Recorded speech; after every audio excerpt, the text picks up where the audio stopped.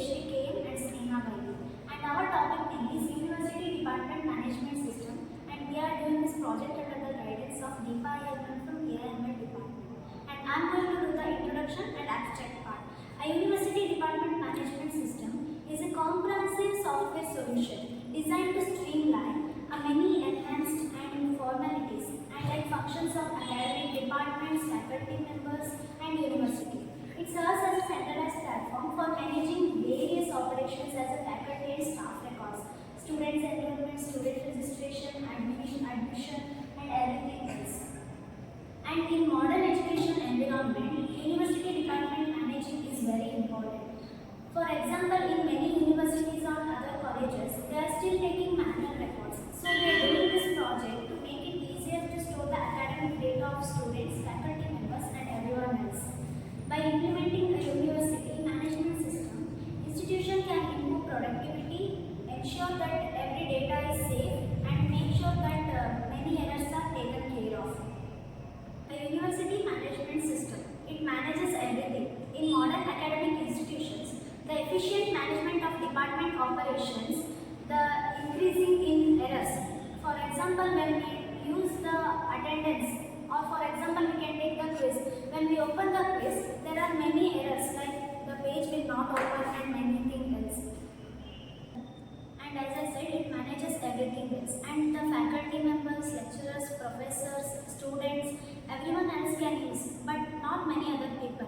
Like only the faculty members, students and professors can use this, because as the network and the application is in this university, the other people cannot use it. It takes us the safety.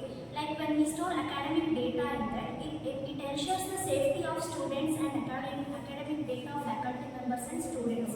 And the teachers, the professors, administrators, and they all can take the information in that. If they have any doubt, like if today is a holiday or what timetable, what schedule we have, they can check in the department system and it shows everything. Thank you for giving this opportunity. Next will be conducted by Sneha. Thank you, Aditi. Now I am going to explaining about the problem statement and objectives. Firstly, objectives. Centralized data management to efficiently store and manage information about the faculty, students, courses, and department activities. Improve administrative efficiency to automate routing tasks such as scheduling, grade entry, and report generation, reducing manual work.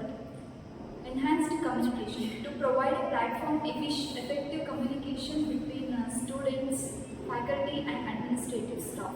Real-time access to allow authorized users to access data and services. User role management to define and control active. Start. Real-time access to allow authorized users to access data and services. Users role management to define and control access levels for students, faculty, and administrative to ensure security. Academic tracking to monitor academic performance, attendance, and progressive for students effectively. Next, problem statement. In a university, each department has to manage a lot of things. This includes information like students, teachers, classes, attendance, results, and etc. Start. etc. Many departments still uses paper files or basic spreadsheets to manage these tasks, which causes many problems. For example, it takes a long time to find student or teacher records.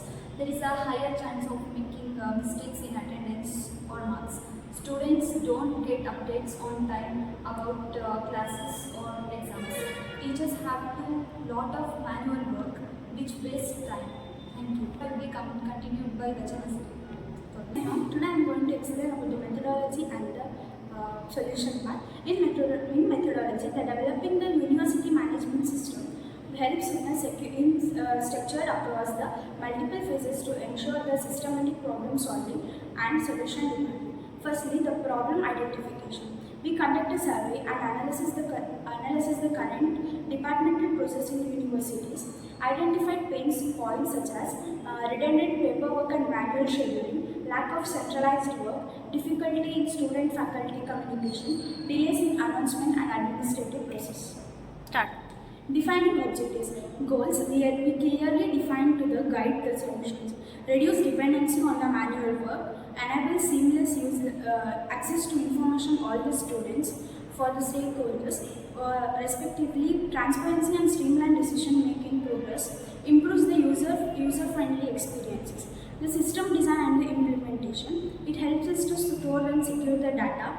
Technology stakeholders like backend PHP, Node.js, front-end React.js and Angular, with database MySQL.